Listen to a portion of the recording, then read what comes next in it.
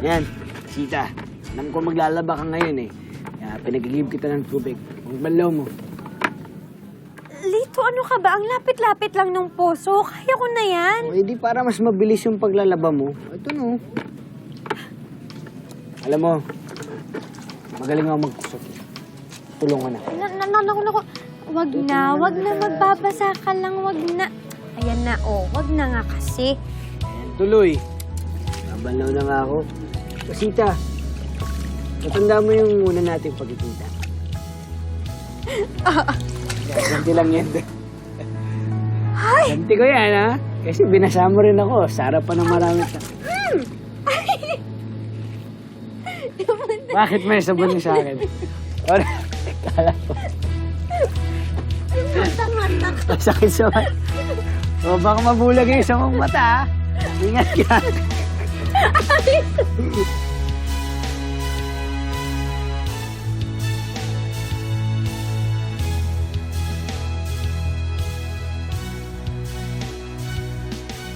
Lahat ng ligaw probinsya ginawa ko sa kanya. Ay niya, mahirap talaga ligawan tao kahit anong mangyari talagang.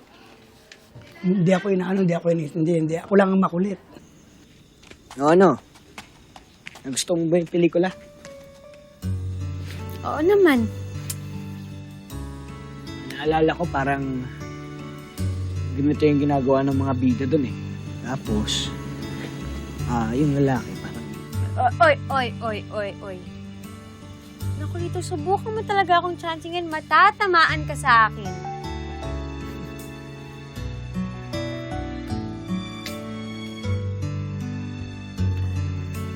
Lito, Bakit pa, Sita? hindi ka ba napapangitan sa akin dahil... Ito, bulag yung isa kong mata. Walang kaso yun.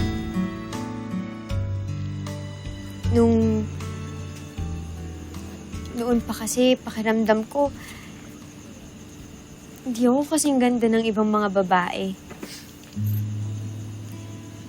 Nung bata pa kasi ako, lumabo na yung mata ko. Hanggang sa... ito. Nabulag na dahil sa katarata. Wala naman kaming pang-pa-opera noon. Mahirap lang kasi yung pamilya namin sa Mindoro. Wala sa akin yun. Nanganga sa'yo eh. Napakasipag mo sa igiban. Talagang sinisigurado mong maayos dapat yung lahat. Nung namatay kasi yung nanay ko,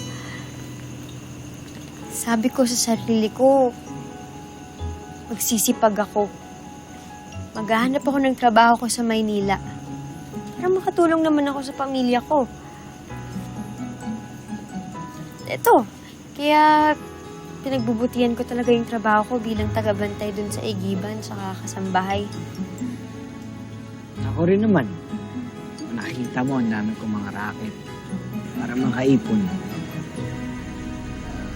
Para pagdating ng araw, makaluwag-luwag din sa buhay.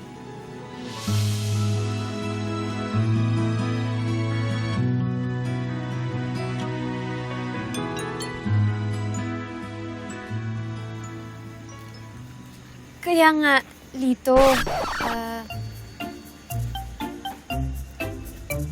huwag mo sanang mamasamain, ha? Pero,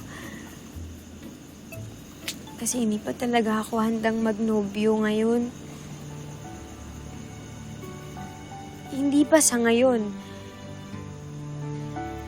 Gusto ko kasi talaga makatulong ako sa pamilya ko.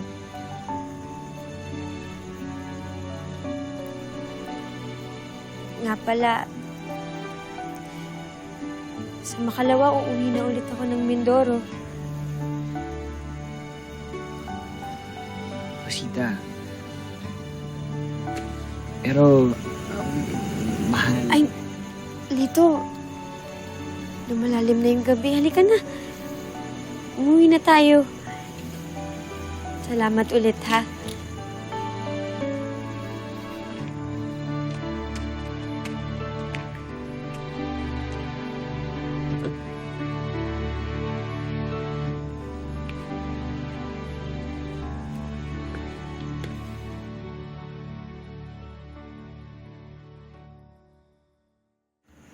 Huwag mo sanang mamasamain, ha? Kasi hindi pa talaga ako handang magnobyo ngayon. Sa makalawa, uuwi na ulit ako ng Mindoro.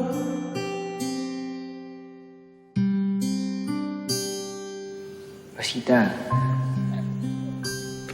Pero, mahal.